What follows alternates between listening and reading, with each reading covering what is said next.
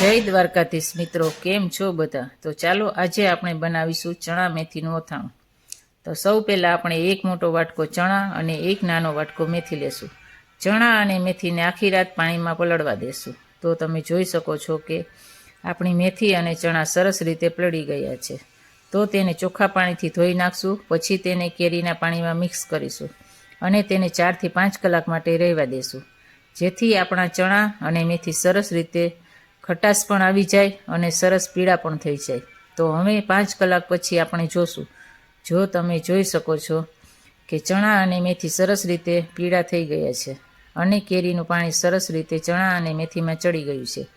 તો તેને આપણે સૂકવવા દેશું 4 થી 5 કલાક માટે. પછી આપણે 2 કેરીના નાના પીસ કરીશું. મેં અહીંયા કેસર કેરીનો ઉપયોગ કર્યો છે. તમે કોઈ પણ કેરી લઈ શકો છો. આ કેરીના ટુકડામાં નમક અને હળદર ઉમેરી હલાવીને આખી રાત રાખી મૂકીશું. પછી તેને સવારે સૂકવવા દેશું. પણ કેરીનો સૂકવવાનો વિડીયો હું નથી ઉતારી શકી, તો મેં અહીંયા જે કેરી સૂકવવા મૂકી હતી તે સુકાઈ ગઈ છે. તેને એક બાઉલમાં લેશું. પછી તેમાં સુકાઈ ગયેલ ચણા અને મેથી પણ ઉમેરશું.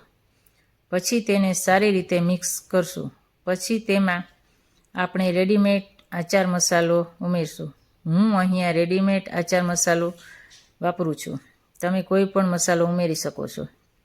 મેં અંદાજિત 250 ગ્રામ મસાલો ઉમેર્યો છે. પછી તેમાં ગરમ કરીને ઠંડુ પાડેલું તેલ ઉમેરશું. મેં અહીંયા સિંગ તેલ લીધું છે. આ સિંગ તેલ અમે અમારી મગફળીમાંથી જ કઢાવેલું છે, કોઈ કંપનીનું નથી. હું મારા બધા જ અથાણામાં સિંગ તેલનો જ ઉપયોગ કરું છું.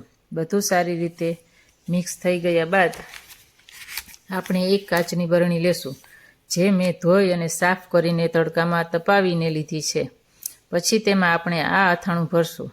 અથાણું ભરાઈ જાય પછી જો જરૂર પડે તો ઉપરથી તેલ ઉમેરશું. મારે જરૂર છે તો હું થોડુંક તેલ ઉમેરું છું. આ તેલ પણ ગરમ કરીને ઠંડુ પડેલું હોવું જોઈએ. આપણું અથાણું ડૂબે એટલું તેલ ઉમેરશું. જો તમે આ રીતે અથાણું બનાવશો તો તમારું અથાણું ક્યારેય નહીં બગડે. જો તમને મારી આ રેસીપી ગમી હોય તો તમે લાઇક, શેર અને સબસ્ક્રાઈબ કરી દેજો. જય દ્વારકાધીશ મિત્રો.